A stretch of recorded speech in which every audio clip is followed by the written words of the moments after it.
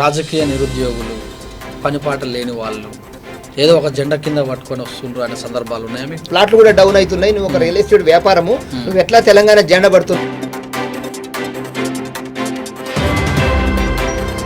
YS Rajasekhara యొక్క pressure ఎక్కువైంది, TRS party తొక్కివేయాలన్నట్టు కూడా ఒక దశలో టీఆర్ఎస్లో గెలిచిన వాళ్ళందరూ కూడా తీసుకోవడం జరిగింది. ఒక దశలో అసలు టీఆర్ఎస్ కన్మరుగు అవుతుందన్న సందర్భంలో మీలాంటి ఉద్యమకారుల ఆవేదన ఎలా ఉంది? కేసీఆర్ గారు గుండె ధైర్యం మనిషి, గట్టి మనిషి.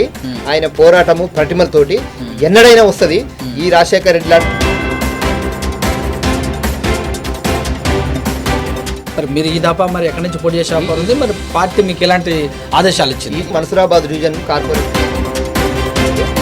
ఉద్యమం చేసిన కేసీఆర్ సీఎం అయిండు, ఉద్యమం చేసినటువంటి హరీష్ రావు, ఉద్యమం చేసినటువంటి కేటీఆర్, ఉద్యమం చేసినటువంటి కవిత, డివిజన్లో కూడా ఉద్యమాలు చేసి ఆస్తులు అవమానాలు పడ్డ వాళ్ళకు టికెట్ రాకపోవడం, 2 పర్యాయాలు కూడా ప్రభుత్వం వచ్చింది.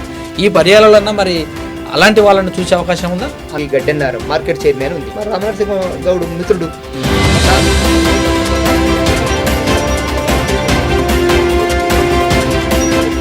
ముఖ్యమంత్రి గారిని పోయి కలవడం జరిగింది.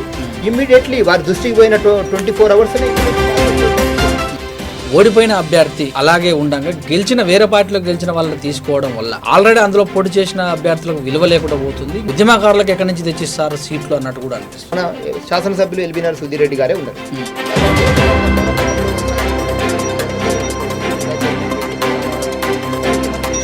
అనుభవం ఉంది. ఎల్బీ నగర్ లో ఎక్కడ ఏ పని చేయాలనేది చాలా చాలా చాలా అనుభవం ఉంది. ప్రజల కొరకు తప్పని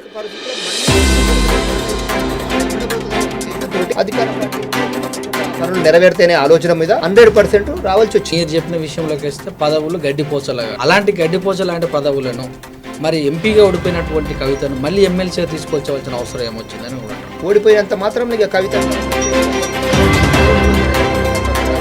100% ఉద్యమ నాయకురాలామే.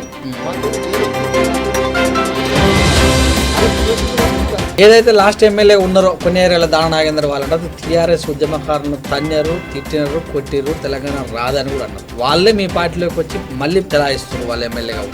ఉద్యమకారుల వారి మీద మీకున్నటువంటి మనోభావం. ఇప్పుడు కోపం వచ్చింది, పిల్లవాడు తప్పు చేసిండు, 4 దెబ్బలు వేసిండు, వేసినంత మాత్రం నా కొడుకు కాదంటమా?